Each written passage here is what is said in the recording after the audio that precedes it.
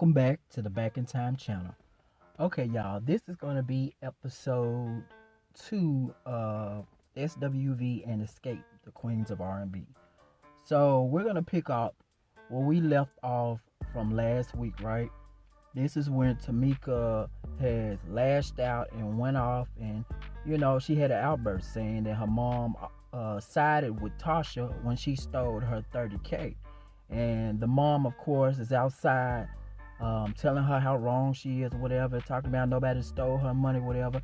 And she's going off and she's telling the camera crew to get out of her house or whatever. She's trying to talk to Tamika as Tamika's getting into the car. And Tamika is just like, she can't talk to her right now. She need to just go. She need to calm down or whatever. And so she end up leaving. So as we leave off that scene, we go into the scene of the next day where you have Rocky and Tasha, and they basically in the kitchen, and they're talking, and Tasha is, she feeling kind of bad about what happened. I think, to be honest, I think it's just embarrassment. She feel like things and the problems with her and her sister is weighing on her, and her husband Rocky is saying, he don't agree with how Tamika's going about things, and why is his name being brought up, and bringing up lies and stuff, things that are not true. And then you have Tasha saying that her sister has a tendency to lie. And the only problem I had with when Tasha said that is that, okay, you say now that your sister has a tendency to lie, but when she told lies in the past, it was never an issue. I.e. the lie that she told about Candy sleeping with everybody at so death. And so there was one hypocritical thing that stood out to me with what she said. And I'm sure it was other lies and stuff that she probably said as well, but there was something that stood out for me, that it was only a problem when it pertained to her or her husband. Now, do I believe that there's truth to what Tamika's saying? Absolutely. Because Rocky just give me like sleazy vibes. Like he can be very slick, and I can see him, possibly taking and hiding funds, or that Tamika obviously, is due. So we get to the scene where you have Tamika, Tiny, and Candy, right? They're all sitting down, and then they just asking. They're just like, so what's going on with you, and where's Tasha? And Tamika's like, she don't know. She figured they'll know where she is, considering after what happened last night. And they were like, well, what happened last night? So Tamika tells them, she plays a message of what her mom sent her the following day after she left her house. And when she played the message, the mom basically told her, if I ever hear about you jumping on your sister or whatever, ain't nothing gonna stop me from kicking your tail. And she was like, you don't want to stand up for what's righteous, and you wrong and all that. Just basically telling Tamika about herself, telling her about how wrong she is. But the thing about it is that she disregarded everything Tamika was saying to her, and she acts like she don't understand why she got the outcome that she did. She really upset more about Tamika blasting and putting Tasha on blast for that 30K on national television. That is the biggest issue. That's the problem that the mama had, because she knew about it, they knew about it, but nobody else knew about it. And that's what Tamika was saying that got her upset the most. But Candy felt vindicated in that moment without really saying it, because Tamika said that everybody knows that she's not that type of person that'll just go against her sister and stuff like that. She said she went against Tiny and Candy for her sister. And all Candy could do was, make certain facial expressions. That's what Candy known for. And saying like, yeah, I agree, you did, or whatever. I mean, she ain't say that, but in so many words, her facial expression did say it. And instead of rubbing it in her face or making her feel bad about it, Tamika, Tiny and Candy basically tried to console her and encourage her and tell her that they love her and they hope things get better. And Tiny suggesting that, hey, we need to all sit down and get this worked out, because the problem is we sweep stuff under the rug and then we move on like nothing ain't happened, and then it resurfaces back up again.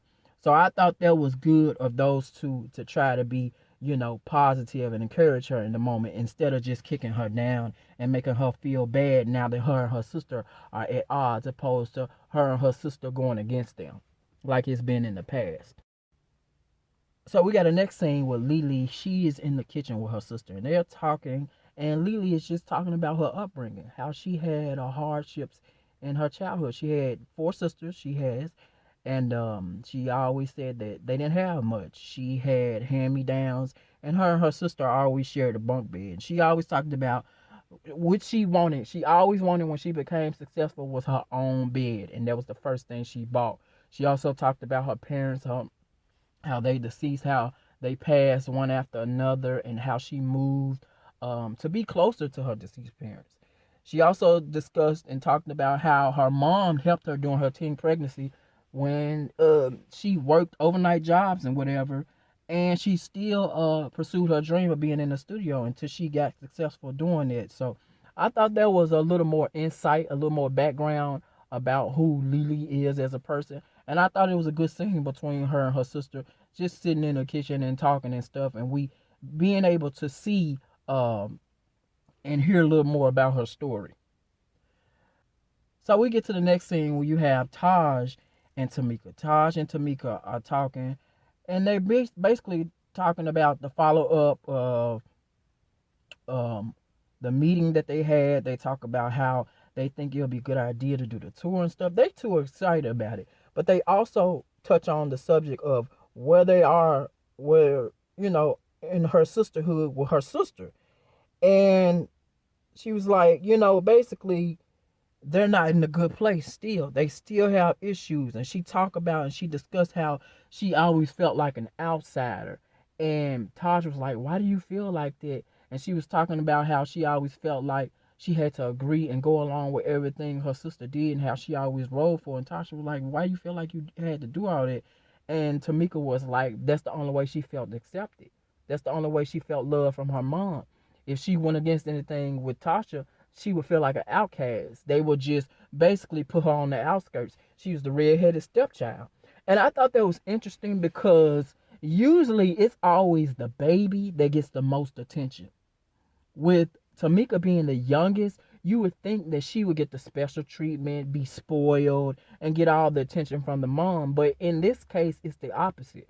And it made me think, and I don't want to be overthinking or overanalyzing, going too deep, but it makes me feel like, do they share the same father? Because if not, it will make sense if Tamika reminds her mom more of her father or whatever, and she would treat her a certain type of way. Maybe she don't dislike her dad, or maybe some would sour with him and she really don't care for him, and she takes it out on Tamika. That's the only thing I could think of with that, because I cannot see, it's hard for me to see the baby getting the worst treatment in the family. It's just those two. And usually it will be the eldest starving for attention. But in this case, the eldest is like the she's the grand prize. She's the princess. She's on top of everything. And so I don't understand why there's such a different in treatment with that. Granted, I get when you have kids or whatever, based on their personality, the parents are not going to treat them the same because you have to deal with the characteristics of that person differently. But as far as just them as your children, as your child, showing the same equal amount of fairness and love, that shouldn't be an issue. And clearly that is an issue when it comes down to Tamika and her mom. And Taj gave her great advice. She's like, maybe you should sit down, you should talk to someone. And then she was like, to be honest, the mom is gonna have to step aside and let those two sisters work out their differences. And I agree, the mom is too involved when it comes to down to conflict between Tasha and Tamika. And instead of allowing them as grown women to work through those issues, what happens is Tasha runs to the mom and tells her what's going on. And so the mom already being Tasha already being in favor of the mom or whatever, she's gonna automatically go for bat and defense for her and get on Tamika, which just causes issue. And so Tamika doesn't have a say so. So that right there prevents them from being able to resolve their issues, because it's gonna keep Tasha from, having accountability. It's gonna keep her from owning up to any faults, because Tamika is not able to express that to her without the mom intervening and backing up Tasha. So that's gonna always be a revolving door, revolving issue. So all the group members of Xscape, all four of the ladies, they having a meeting at Tiny's house. And immediately Tasha walks in, and it's this dark cloud, thunder and lightning that's following her. And she was like, what y'all in here doing? They making, like little light drinks or whatever, just to relax and set the mood or whatever. Tasha in her confessional saying like she felt like it's really too soon, because her and her sister haven't worked through their issues, and her sister disrespected her mom, and feel until she fixed things right with her mom, they ain't gonna be right. And so they kicked the meeting off, and they asking Tasha, they was like, well, how do you feel about such and such or whatever? They asking her about management or whatever. Here she go talking about some, well, I haven't given it too much thought. I need to pray about it. I need to pray on it. Like, you need to pray on it. So it goes to Candy in her confessional, and Candy saying that's code for she need Rocky, her brain, his input on it. And I felt like that was funny, but I also felt like that was true, because it's because of Rocky being in Tasha's ear a lot that they constantly keep having issues in the group, i.e. this whole solo thing. That is why they keep constantly having issues, because he's telling her what to think. And production rolls back a play of Tasha in the green room or in the confessional, and you have Rocky coming over there whispering something in her ear, and they was like, what are you over there telling her? And then he walks off and mumbles, I'm telling her what she needs to say and stuff like that. And it's just ridiculous. So Tamika tried to talk to Tasha, and she was like, so what's the issue between me and you, whatever? And she was like, what is it? She was like, you know what the issues is, but I'm not finna discuss this sitting in front of them. And I'm like, it's not like these women have not known y'all since y'all were kids. Let's not act like they're strangers or whatever. All four of y'all have argued. So she's just trying to act like it's so personal. But you bring your personal issues to work. So don't try to act like you trying to leave personal issues out of this, when you constantly keep saying y'all got issues now need to resolve. So it's the issues that need to be resolved between you and your sister, or are they with you, your sister, and Candy? Because if so, that's personal and business. It just doesn't make any sense to me. And so Tamika was telling her, you always act like you got some kind of chip on your shoulder, whatever. I don't really know you anymore. And Tasha was trying to make it all about the mother, talking about she disrespected the mother. She was like, what are you talking about? I didn't disrespect the mother. Until you make things right with the mom, things can't be right with them or whatever. Tasha was very negative in this scene. And for somebody who's always talking about the energy got to be right, if it ain't right, she can't be around the negativity and stuff. She is the most negative one. She brings the negativity to it. She was very unreasonable. She basically wasn't trying to hear anything that the ladies were saying. She was just nonchalant about it all. And so Tasha gets ready. She grabs her purse, gets ready to leave or whatever. And she outside talking to Tiny, and she was like, she disrespected our mother or whatever, and says that, I don't care about no tour. I don't care about no money. None of that. The answer still be no. I say it all day long if it ain't right. And I'm like, 5 years ago and 30K, when you was stealing 30K from Tamika, you wasn't talking about some you don't care about money. You was begging Candy to come back to the group so y'all can have that, escape, reignite, resurge and go back on tour and everything. Then you talking about you got to pray about it. You don't need more than just your prayer. You're going to need the pastor's prayer cloth. You're going to need the first lady church hat.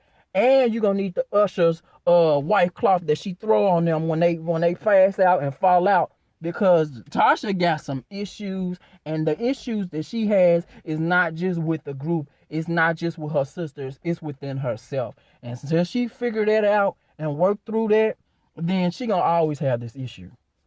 So we get to the next scene with Taj, and basically she returning home to Nashville with her husband and son, and she's just talking about how she's been on the road and how she's been working hard or whatever. But she also talks about the hardships of finding balance, with being a mom. She says that she want to make sure she's there to see her son through his senior year. And it was just a nice scene with them basically being a loving family, loving on each other, whatever. It gave you a little more, insight on the relationships and the dynamic of them. And it was a nice scene. Then we get to the next scene with Coco with her mom. And she was talking about how her upbringing with her mom, how her mom was a strict church lady, how they were not allowed to listen to R&B music. It was nothing but church music. That's all she knew. She grew up singing in the church. Her mom taught her how to sing. And this is nothing new for the black community. A lot of people can attest to that they grew up, not all, but a lot of the black community can say that they had parents or grandparents and stuff like that was just strict, no R&B allowed. It happens a lot with kids who are pre-K, PKs and stuff like that. So they was just talking or whatever. She was talking about growing up in church and how she has two boys. One is an emo rapper. He does really well on social media. He had like 1 million followers. And then the other son she has, Jalen, he wants to be a singer instead of being a dentist, because she said he wanted to be a dentist at first, and he's been talking about that ever since he was 12. But now all of a sudden he wants to be a artist. And she's not really for that. She's really against it because she knows how the music industry is. But while I understand how the industry was, it's different now. So, I mean, the grandma says, that regardless of what he does, she was like, he's 19, his mind can change. Just like his mind changed when he was a dentist, his mind can also change now that he's saying he wants to be an artist. So, and then Coco was just saying it's whatever that's make him happy. So, he's going through that period, that stage in life where he's just trying to find his way and find out what is it that he finds fulfillment in. So we get to the next scene, y'all. This is Candy in the studio. She's just sitting down with Todd and DJ A1. And Candy says, or they discuss, the group matters and how they still not getting along. And they basically talking about the dislikeness between Tasha and Candy. And Candy's like, I really don't know what it is, but it's been going on since we were kids or whatever. Candy has always felt like Tasha felt some way about her, and Candy felt like it's gotten worse since they were younger. And they go to the scene with Tasha, so we between scenes. So they were discussing between Tasha and Rocky, and he fixing her breakfast for the 27th anniversary. Yeah, right. And they talking about the meetup that happened between the mom and the sisters, and how, that appears or whatever. And she also talks about Candy as well. So they discussing each other at the same time between both scenes. And she was like, I don't know what the issues is. I think Candy had a problem in the past when we were kids about me getting leads, but it's not my fault that everybody wanted me to do leads. Jermaine told me I should do leads on the songs, whatever. And every time I did it, Candy had a problem. Why she doing all the leads? Why she doing all the leads? I don't necessarily think that was the whole issue. I do believe that Candy probably said something, but I don't think Candy was being unreasonably fair when it came down to that, because Candy is someone who come across that tries to be, fair all the way around the board. I think that Tasha was big head because she was, quote unquote, even though she had this big girl image attached to her, she still was, quote unquote, the big girl with the voice of the group. So she felt like, kind of felt entitled to tack her own leads when it came down to any song. And Tasha tried to make it seem like it's almost Candy was jealous of her, and I don't think that was the case. And Candy made it seem like that Tasha just never really liked her or whatever. So I don't know what the issue is with the root of that. I think it has to do with a lot of bruised ego, and I also think it has to do with misunderstanding. I think it comes from a misunderstanding or probably possibly miscommunication between not only Candy and Tasha, but the people that were the producers, or maybe even possibly Jermaine, that were, giving the songs out and stuff. Maybe they was telling Tasha one thing and then Candy another. You know what I'm saying? And they was not being very forthcoming, and they were probably fueling it and keeping it going without really realizing it. Trying to keep both happy, but it still was causing conflict. So maybe that had something to do with it. I don't know. I wasn't there. But they're sitting down, they're in the kitchen, they're talking about this possible meeting with the record label. And then we get to the scene where they are Motown Gospel. They're discussing a possible deal or whatever in the meeting. And they asking her, why are you here? Why are you choosing now? Whatever. She's talking about how this was something that she always wanted to do. And, she always wanted to have a solo or whatever. And I'm like, yeah, you always wanted to go solo or whatever for a very long time, but you ain't always want to do gospel for a very long time. I mean, let's be honest. You tried to go solo all those years back in the 90s or whatever, and you got shelved. They didn't know how to market you. They didn't know where to put you at because of the styling of your voice or whatever. You got shelved. And once you didn't get they couldn't place you in the market, you came back all these years later to get that notoriety back, to get you another, to pursue the second time around getting you a solo deal. But this time you want to go to gospel, because in gospel they'll pretty much accept anybody with a voice. You know what I'm saying? The gospel industry, the gospel fan base, they are very loyal. So if you can sing really well and stuff like that, they're gonna accept you. It doesn't matter about anything else versus the R&B, contemporary secular music industry. So I just felt like her intentions when it came down to that were not genuine. And so they proceeded to ask her. They was like, okay, so you've been thinking about this or whatever. And they was like, well, have you discussed this with the ladies? She was like, no, I haven't told them yet. And they looking like, what? They was like, well, why are you? They asked her. They was like, well, why haven't you said anything? She's like, I like for things to be concrete or be set in place before I speak on it or stuff like that. And then the lady helps her out and gives her words and say, oh, so you want to make sure that your vision was protected or whatever. And again, she was like, she had to pray about it. Again, it's gonna take more than just your prayer. You're gonna need some blessing oil and a cross, and she probably gonna acquire angels singing right behind her for all of that. But anyway, they was like, okay, well, we understand that or whatever. But I don't understand it. I felt like it was a load of crap because you didn't discuss this with your group members. You over here singing secular music, but then at the same time, you trying to get you a gospel deal. How does that make sense? You tied to a secular group. And it's just like, how does that make sense? Now, granted, she's trying to work her way out of it, but you don't discuss this with the other ladies. This is your business. That's business at the end of the day. And to me, I felt like that's shady business. Because you got this outside deal on the works you working on, but you're not telling them about it. She planning on telling them, but she gonna tell them once she got the deal. And I think that's kind of foul. I think it's messed up. Because at the end of the day, that's your group, that's the business, these are the people you are in business with right now. So if you can be as shady and do something like this, who says that you won't do the same thing once you go to this gospel label? And I don't see how them as record deal people or whoever they supposed to be didn't look at it like that. But obviously they didn't. They asked her to sing on the spot. She gave them a little hit quitter, couple of 101 runs, and let them know what she got, show them her skills. And it leads off with that scene and saying, so what does this mean for Xscape? How are you going to deal when it comes to that? How are you going to deal with it when it comes down to Xscape? Because you're going to have to make a choice.